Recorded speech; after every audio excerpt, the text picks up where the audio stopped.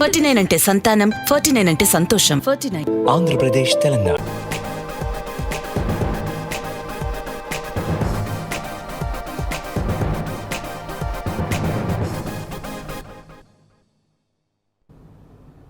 Good morning Telangana. Welcome to T News. నేను మమత. ముందుగా బులెటిన్లో హెడ్లైన్స్. వ్యవసాయాన్ని నిలబెడుతున్న తెలంగాణ విద్యుత్. రాష్ట్రంలో 37 నుంచి 38% కరెంట్ సాగుకే వినియోగం. రేపటి రాష్ట్ర అవతరణ వేడుకలకు సర్వం సిద్ధం. పబ్లిక్ గార్డెన్లో జాతీయ జెండాను ఆవిష్కరించనున్న సీఎం కేసీఆర్. కార్పొరేట్ సంస్థలకు తొత్తుగా బీజేపీ ప్రభుత్వం. కార్మికుల హక్కులను కాలరాస్తుందని ఎమ్మెల్సీ కవిత ఫైర్.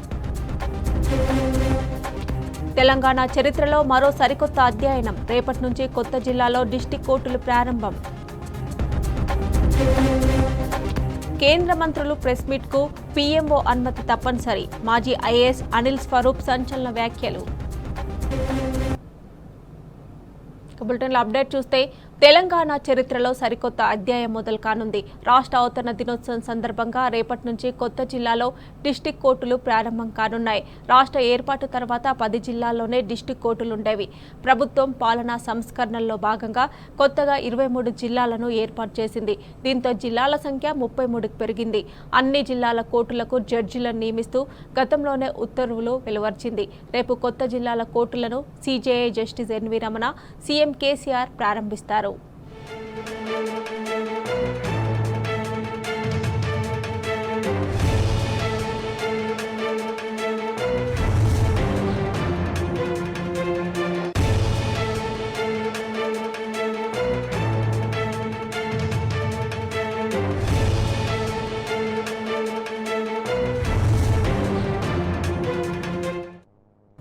కొత్త జిల్లాలో డిస్టిక్ కోర్టుల ప్రారంభానికి సంబంధించి మరిన్ని వివరాలు మా ప్రతినిధి భాస్కర్ అందజేస్తారు. భాస్కర్, చెప్పండి, కొత్త జిల్లాలో డిస్టిక్ కోర్టులు ఎప్పటి నుంచి పనిచేయనున్నాయి? డీటెయిల్స్ ఏంటి? రాష్ట్ర చరిత్రలో మరో సరికొత్త అధ్యయనానికి తరలివనుంది. జూన్ 2 నుంచి కొత్త జిల్లాలో, అంటే రేపటి నుంచి కొత్త జిల్లాలో డిస్టిక్ కోర్టులు ప్రారంభమవుతున్నట్టుగా న్యాయశాఖకు సంబంధించినటువంటి అధికారులు చెప్పడం జరిగింది. తెలంగాణ చరిత్రలో మరో సరికొత్త అధ్యయనం అని చెప్పుకోవచ్చు. రాష్ట్ర ప్రభుత్వ అభ్యర్థులకు అనుగుణంగా కొత్త డిస్టిక్ కోర్టులు ఏర్పాటు కానున్నాయి. తెలంగాణ రాష్ట్ర అవతరణ జరిగిన జూన్ 2వ తేదీ నుంచి ఈ కోర్టులు పనిచేస్తున్నట్టుగా కూడా న్యాయశాఖ అధికారులు చెప్తా ఉన్నారు. రాష్ట్ర ఏర్పాటు తర్వాత 10 జిల్లాల్లోనే మొత్తం డిస్టిక్ కోర్టులు ఉండేవి. ప్రభుత్వం పాలనా సంస్కరణలో భాగంగా కొత్త జిల్లాల్లో ఏర్పాటులో భాగంగా 23 జిల్లాలను కొత్త జిల్లాలను ఏర్పాటు చేయడంతో పాటు ఇప్పటికే ఉన్నటువంటి 10 జిల్లాలు కలుపుకొని 33కు జిల్లాల సంఖ్య పెరిగింది. అన్ని జిల్లాల కోర్టులను జడ్జీలను నియమిస్తూ గతంలోనే ఉత్తర్వులు కూడా హైకోర్టు నుంచి వెలువడినటువంటి పరిస్థితి. రాష్ట్ర అవతరణ వేడుకల్లో భాగంగా రేపు జూన్ 2వ తేదీన ఉదయం 10 గంటలకు రాష్ట్ర వ్యాప్తంగా అన్ని కోర్టుల్లో జాతీయ జెండాను ఎగరవేయాలని కూడా హైకోర్టు ఇప్పటికే ఉత్తర్వులు జారీ చేసింది. ఆ వెంటనే జిల్లాల్లో డిస్టిక్ కోర్టులు కూడా పనిచేసే విధంగా ఏర్పాట్లు కొనసాగుతున్నాయి. పాలనా సంస్కరణలో భాగంగా జిల్లాల్లో 33కు పెంచినటువంటి ఫలితంగా కొత్త డిస్టిక్ కోర్టులు కూడా ఏర్పాటయ్యాయని చెప్పుకోవచ్చు. హైకోర్టు ప్రధాన న్యాయమూర్తిగా గతంలో పనిచేసినటువంటి జస్టిస్ సతీష్ చంద్ర శర్మను గతంలో అనేక సార్లు ముఖ్యమంత్రి కేసీఆర్ కలిసి వినతి పత్రాన్ని కూడా ఈ సందర్భంగా అందజేసినటువంటి పరిస్థితి. దీని నేపథ్యంలో ముఖ్యమంత్రి వినతి మేరకు కొత్త జిల్లాల కోర్టులు కూడా ఏర్పాటయ్యాయని చెప్పుకోవచ్చు. న్యాయ చరిత్రలో ఒకేసారి 23 కొత్త జిల్లాల కోర్టులు ఏర్పాటు చేయడం ఇదే ప్రథమం అని కూడా న్యాయ నిపుణులు చెప్తున్నారు. కొత్త జిల్లాల ఏర్పాటుతో ఇక కింది స్థాయి కేసుల విచారణ కూడా వేగవంతం అవుతుంది, సత్వర న్యాయం జరుగుతుందనేటువంటిది న్యాయ నిపుణులు చెప్తున్నారు. కొత్త జిల్లాల్లో కోర్టు భవనాలు, హాళ్లు నిర్మాణానికి మౌలిక వసతుల కల్పనకు ప్రభుత్వం సర్వసన్నద్ధంగా ఉందని ప్రభుత్వ వర్గాలు గతంలోనే హైకోర్టుకు సమర్పించినటువంటి సందర్భంలో చెప్పినటువంటి పరిస్థితి. హైకోర్టు కూడా జిల్లాలకు పోర్టుఫోలియో జడ్జిలను నియమించింది. హైకోర్టు న్యాయమూర్తులను ఆయా జిల్లాలకు పోర్టుఫోలియో జడ్జిలుగా కూడా అపాయింట్ చేసింది. ఇక ఇవాళ జూన్ 2వ తారీఖు సాయంత్రం 5 గంటలకు supreme court chief justice N V Ramana, అదేవిధంగా ముఖ్యమంత్రి కేసీఆర్ కూడా ఈ కార్యక్రమానికి హాజరవుతారన్నటువంటిది న్యాయ నిపుణులు చెప్తున్నారు. న్యాయశాఖ ఇచ్చినటువంటి ఇన్విటేషన్ లో కూడా ఈ పూర్తి స్థాయి ఇన్ఫర్మేషన్ వచ్చింది. ఇక రాష్ట్ర ఏర్పడిన తర్వాత జూన్ 2వ తారీఖు ఏ రోజైతే రాష్ట్రం ఏర్పడిందో అదే రోజు 33 జిల్లాలకు కొత్త నోటీసులు, కొత్త కోర్టులు ఏర్పాటు చేయడం ఇదే మొదటిసారి చెప్తున్నటువంటి పరిస్థితి కనిపిస్తోంది. ఇప్పటికే ఉన్నటువంటి 10 కోర్టులు జిల్లా కోర్టులు కాకుండా మరో 23 జిల్లాలు, మొత్తం 33 జిల్లాలకు 33 కోర్టులు రాబోతున్నాయి. హైకోర్టుకు సంబంధించినటువంటి రిజిస్ట్రార్ నుంచి దీనికి సంబంధించినటువంటి నోటిఫికేషన్ కూడా విడుదలైంది. ఈ 33 జిల్లాలకు గతంలోనే హైకోర్టు జడ్జిలను కూడా నియమించింది. ఈ జడ్జిలు తీసుకున్నటువంటి ఈ సమాచారం ఆధారంగా మొత్తం 33 జిల్లాలకు సంబంధించినటువంటి కోర్టులు రేపటి నుంచి యథావిధిగా ఆ జిల్లా పరిధిలో పనిచేసే అవకాశం కనిపిస్తోంది. Mamata. Right Bhaskar, thank you.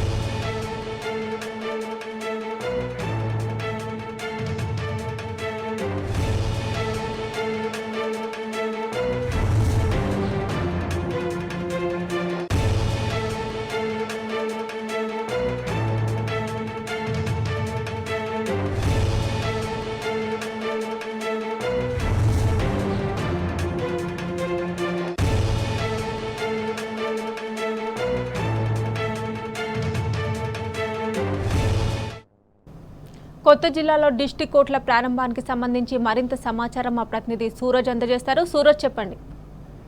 మమత, న్యాయ వ్యవస్థ చరిత్రలో ఇది ఒక సరికొత్త అధ్యాయం అని చెప్పాల్సి ఉంటుంది. తెలంగాణ రాష్ట్రం ఏర్పడిన తర్వాత పరిపాలనా సంస్కరణ కోసం కొత్తగా 23 జిల్లాలు ఏర్పాటు చేసిన విషయం తెలిసిందే. ప్రభుత్వం ఏర్పాటు చేసిన ఈ జిల్లాలకు కొత్త కోర్టులు ఏర్పాటు చేయాలని చెప్పేసి గతంలో ముఖ్యమంత్రి కేసీఆర్ అప్పట్లో చీఫ్ జస్టిస్ గా ఉన్న సతీష్ చంద్ర శర్మను విజ్ఞప్తి చేసిన విషయం కూడా తెలిసిందే. ఆ మేరకు హైకోర్టు కొత్త జిల్లాలకు కొత్త కోర్టులను ఏర్పాటు చేస్తూ నిర్ణయం చేసిన విషయం కూడా తెలిస్తే ఇప్పటి వరకు రాష్ట్ర ఏర్పాటు సమయానికి కేవలం మనగడలో ఉన్న 10 జిల్లాలకు మాత్రమే కోర్టులు ఉండేవి. తాజాగా 33 జిల్లాలకు కోర్టులు ఏర్పాటు చేస్తూ హైకోర్టు నిర్ణయం తీసుకోవడం, ఉత్తర్వులు జారీ చేయడం కూడా జరిగింది. దీంతో మొత్తంగా తెలంగాణ రాష్ట్రంలో 33 జ్యుడిషియల్ జిల్లాలు ఏర్పాటైనట్టుగా అయిందని చెప్పాల్సి ఉంటుంది. అన్ని జిల్లాలకు జడ్జిలను నియమిస్తూ ఇప్పటికే ఉత్తర్వులు కూడా జారీ అయ్యాయి. పోర్ట్ఫోలియో జడ్జిలను కూడా హైకోర్టు ఇప్పటికే నియమించిన విషయం కూడా తెలిసిందే. రాష్ట్ర అవతరణ దినోత్సవం జూన్ 2వ తేదీ సందర్భంగా ఉదయం 10 గంటలకు అన్ని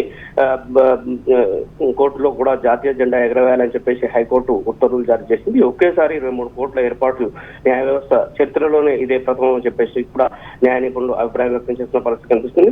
కొత్త కోర్టుల ఏర్పాటుతో కింది స్థాయిలో విచారణ వేగవంతమై సత్వర న్యాయం జరిగే అవకాశాలు ఉంటాయని కూడా న్యాయ నిపుణులు అభిప్రాయపడుతున్నారు. కొత్త కోర్టుల కోసం భవన నిర్మాణం, ఇతర మౌలిక సదుపాయాల కల్పన కోసం ప్రభుత్వం అన్ని రకాల సిద్ధం చేస్తున్న పరిస్థితి కనిపిస్తుంది.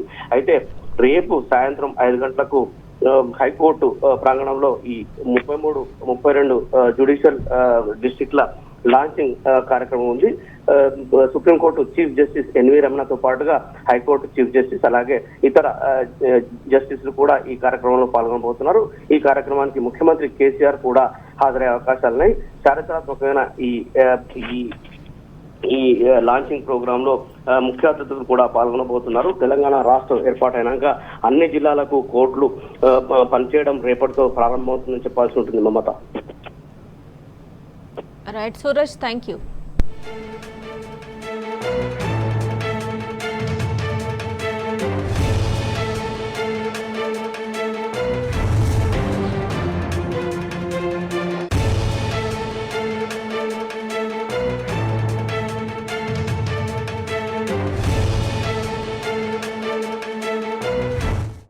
చేతగాని వాళ్ళు మాటలే చెప్తారు. వాళ్ళు పదవులు అధిరోహించినా ఎలాంటి ప్రభావము చూపారు. ఫలితాన్ని మార్చేందుకు కూడా ప్రయత్నించారు. కానీ దమ్మున్న లీడర్ పనిచేసి చూపిస్తాడు. ఫలితాన్ని కూడా తన ప్రజలకు అందిస్తాడు. ఇందులో మొదటి వ్యక్తి ప్రధాని మోదీ అయితే రెండో వ్యక్తి తెలంగాణ ముఖ్యమంత్రి కేసీఆర్. ఈ 8 ఏళ్లలో కరెంటు సంక్షోభం నుంచి దేశాన్ని బయట పడేయడంలో ప్రధాని మోదీ విఫలమైతే నిరంతరాయ విద్యుత్తో రాష్ట్రాన్ని వెలిగిస్తున్నారు సీఎం కేసీఆర్.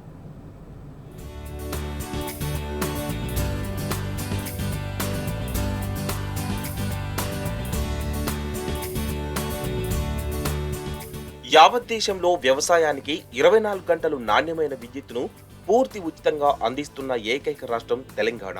ఇదేదో రాష్ట్ర ప్రభుత్వమో టీఆర్ఎస్ నేతలు చెబుతున్నది కాదు. రిజర్వ్ బ్యాంక్ ఆఫ్ ఇండియా మాట. Irrigation management for sustainable agriculture పేరుతో మే 17న విడుదల చేసిన తన నివేదికలో ఆర్బీఐ ఈ విషయాన్ని స్పష్టం చేసింది.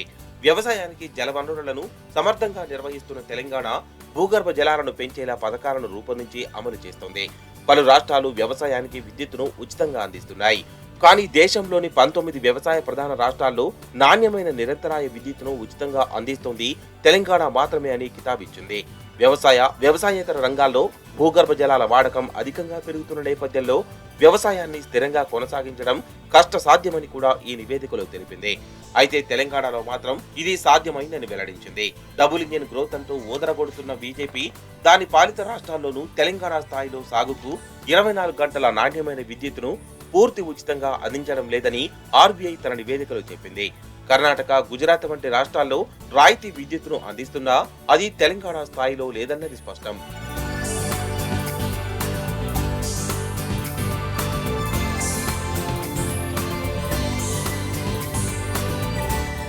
ఇక రాష్ట్రంలో వినియోగిస్తున్న విద్యుత్తులో సుమారు 37 నుంచి 38% వరకు వ్యవసాయానికే సరఫరా అవుతోందని విద్యుత్ శాఖ అధికారులు స్పష్టం చేస్తున్నారు. గత మార్చిలో తెలంగాణలో 14,160 మెగావాట్ల అత్యధిక డిమాండ్ నమోదైందని, ఆ లెక్కన దాదాపు 38% అంటే 5,300 మెగావాట్ల విద్యుత్ డిమాండ్ వ్యవసాయ రంగానిదేనని తేలింది.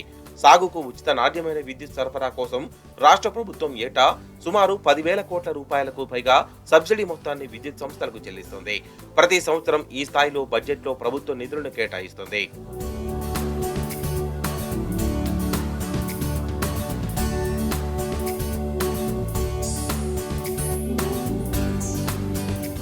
మరోవైపు కొన్ని రాష్ట్రాల్లో భూగర్భ జలాలు తగ్గిపోవడంపై ఆర్బీఐ ఆందోళన వ్యక్తం చేసింది. ఆర్బీఐ తన నివేదికలో వ్యవసాయం, నీటి వసతి గురించి చెప్తూనే పలు రాష్ట్రాల భూగర్భ జలాలను విపరీతంగా వాడేస్తుండడంపై ఆందోళన వ్యక్తం చేసింది. ఇందులో రాజస్థాన్, పంజాబ్, హర్యానా, ఛత్తీస్గఢ్, గుజరాత్, ఉత్తరాఖండ్, మధ్యప్రదేశ్, తమిళనాడు వంటి రాష్ట్రాల్లో పరిస్థితి చాలా దారుణంగా ఉందని కూడా వెల్లడించింది. భూగర్భ జలాలను వ్యవసాయానికి గణనీయంగా వాడుతున్నారని, ఇది రాబోయే ప్రమాదానికి సంకేతమని హెచ్చరించింది. ఇటీవలి కాలంలో రాజస్థాన్, పంజాబ్, ఉత్తరప్రదేశ్, హర్యానా లాంటి రాష్ట్రాల్లో బోర్ల సంఖ్య విపరీతంగా పెరిగిందని ఆ నివేదికలో పేర్కొంది. ఈ పరిస్థితిని చక్కదిద్దడానికి సంప్రదాయబద్ధమైన చెరువులు, కుంటలు, ఫామ్ ఫండ్స్, కాలువల వంటి వాటిని పునరుద్ధరించి కట్టడాలను పెంచి నీటి వసతిని కల్పించాల్సిన అవసరం ఉందని ఆ నివేదిక తెలిపింది.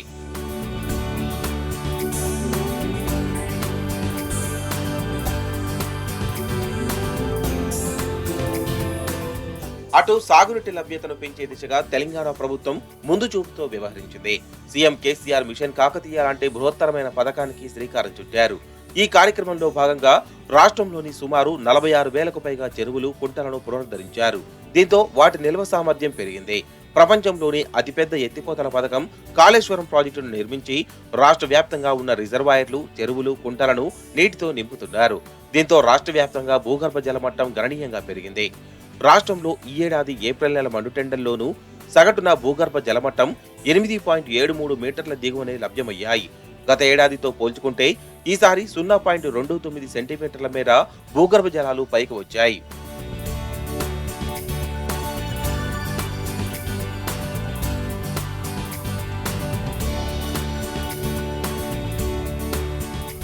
తెలంగాణ భౌగోళిక పరిస్థితుల దృష్ట్యా దిగువన ఉన్న నీటిని ఎత్తి వ్యవసాయానికి వాడుకోవాల్సిందే. ఈ నేపథ్యంలో మొదటి నుంచి తెలంగాణలో బోరు బావులపై ఆధారపడి వ్యవసాయం ఎక్కువగా సాగుతుంది.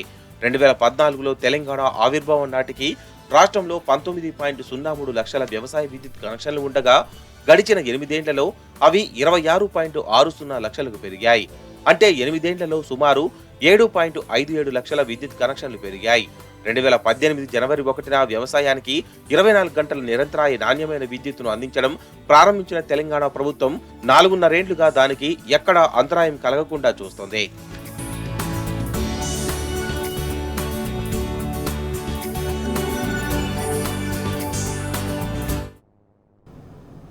తెలంగాణపై కేంద్రంలోని బీజేపీ సర్కార్కు నడమంత్రపు ప్రేమ పుట్టుకొచ్చింది. సీఎం కేసీఆర్ జాతీయ రణనిదా ఫలితంతో కొత్త నాటకానికి తెరలేపింది. 8 ఏళ్ల తర్వాత మోదీ సర్కార్కు హఠాత్తుగా తెలంగాణ ఆవిర్భావ దినోత్సవం గుర్తుకొచ్చింది. రాష్ట్ర ఆవిర్భావ వేడుకలు ఢిల్లీలో జరపాలని కేంద్రం నిర్ణయించింది. రాష్ట్రానికి చేసిన అన్యాయాలను కప్పిపుచ్చుకునేందుకు కేంద్రం కొత్త ఎత్తులు వేస్తుందని తెలంగాణ వాదులు మండిపడుతున్నారు. కేంద్ర ప్రభుత్వానికి హఠాత్తుగా తెలంగాణ యాదికొచ్చింది. తెలంగాణ అనే రాష్ట్రం ఒకటి ఉన్నదని, ఏటా ఆవిర్భావ దినమంటూ నిర్వహిస్తారనే సోయి మోదీ సర్కార్కు రాత్రికి రాత్రే పుట్టుకొచ్చింది. 8 ఏళ్లుగా ఆ సంగతే తెలియనట్లు మసలుకున్న బీజేపీ సర్కార్ ఈ జూన్ 2న ఢిల్లీలో తెలంగాణ పండుగ అది అధికారికంగా జరుపుతారట. డాక్టర్ అంబేద్కర్ ఇంటర్నేషనల్ సెంటర్లో నిర్వహించే ఈ ఉత్సవాలకు సాక్షాత్తు హోంమంత్రి అమిత్ షా, మంత్రి కిషన్ రెడ్డి హాజరవుతారట. తల్లిని చంపి బిడ్డను బతికించారని విచిత్ర వికృత వ్యాఖ్యలు చేసే కమలం బ్యాచ్ కు తెలంగాణ ఆవిర్భావంపై ఉన్నపళంగా ప్రేమ పుట్టుకొచ్చింది.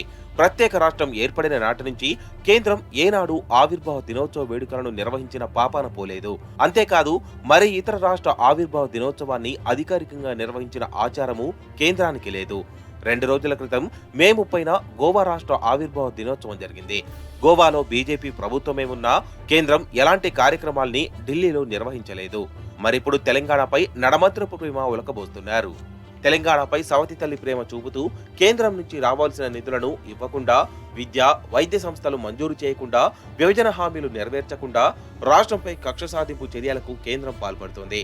తెలంగాణ వాటన్నింటినీ జాతీయ స్థాయిలో ఎండగడుతోంది. గుమ్మడికాయల దొంగ అంటే భుజాలు తడుపుకున్నట్టుగా తెలంగాణపై తాము వివక్ష చూపడం లేదని చెప్పుకునే తాపత్రయమే ఇదంతా అనే అభిప్రాయాలు వినిపిస్తున్నాయి. సీఎం కేసీఆర్ జాతీయ రాజకీయ రణనినాదం పుట్టించిన దడుపే బీజేపీ కారణమన్న చర్చ కూడా జరుగుతుంది. అంతేకాకుండా రాష్ట్రంలో ఉనికి చాటుకోవాలంటూ తెలంగాణ నినాదం ఎత్తుకోక తప్పదనే ధోరణి కూడా ఇందులో ఉన్నదని పలువురు అంటున్నారు. బీజేపీ నేతలు ఎప్పుడూ సెప్టెంబర్ 17న విమోచన గురించే హంగామా చేశారు తప్పితే రాష్ట్ర అవతరణ గురించిన ఉత్సాహం వారిలో ఏనాడు ఏ కోశానా కనిపించలేదు. తెలంగాణపై కన్నుపడ్డ బీజేపీ ఒకవైపు రాష్ట్ర ప్రభుత్వాన్ని ఇబ్బంది పెట్టే కార్యక్రమాలు చేస్తూ, మరోవైపు గతంలో ఎన్నడూ లేని విధంగా ఆవిర్భావం పేరిట రంగులు పూసుకోవడాన్ని ఎలా చూడాలి? వచ్చే సంవత్సరం జరిగే ఎన్నికల్లో ఎలాంటి అప్రజాస్వామిక చర్యలకైనా పాల్పడి అడ్డదారులైనా తొక్కి ఇక్కడ అధికారాన్ని చేజిక్కించుకోవాలని ప్రయత్నాలు చేస్తుంది. దీనిలో భాగంగానే తెలంగాణపై బూటకపు ప్రేమను ఒలకబోస్తున్నదని, అధికారం కోసం కపట ప్రేమను చూపుతున్నదని పలువురు వ్యాఖ్యానిస్తున్నారు. 1 ఓటు 2 రాష్ట్రాలు అనే నినాదంతో తెలంగాణ ప్రజలను మోసం చేసిన బీజేపీ అదే తరహాలో మరోసారి ప్రజలను మభ్యపెట్టాలని ప్రయత్నిస్తున్నదని తెలంగాణ వాదులు మండిపడుతున్నారు. ప్రధాని నరేంద్ర మోదీ తన పదవి పట్ల అభద్రతతో ఉన్నారా? క్యాబినెట్ సహచరులను కూడా నమ్మడం లేదా? అందుకే కేంద్ర మంత్రులు ప్రెస్ మీట్ పెట్టాలంటే పీఎంఓ నుంచి అనుమతి తీసుకోవాలనే నిబంధన పెట్టారా? మాజీ ఐఏఎస్ అనిల్ స్వరూప్ తన తాజా పుస్తకం నో మోర్ ఏ సివిల్ సర్వెంట్లో వెలువరించిన విషయాలు సంచలనంగా మారాయి. అనిల్ స్వరూప్ ఉత్తరప్రదేశ్ క్యాడర్కు చెందిన 1981 బ్యాచ్ ఐఏఎస్ అధికారి.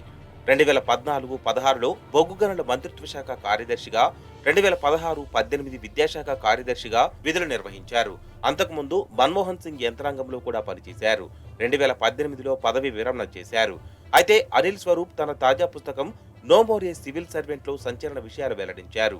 గతంలో కేబినెట్ మంత్రులు స్వతంత్రంగా నిర్ణయాలు తీసుకునేవారని, మోదీ పాలనలో అలాంటి పరిస్థితి లేదని కుండబద్దలు కొట్టారు.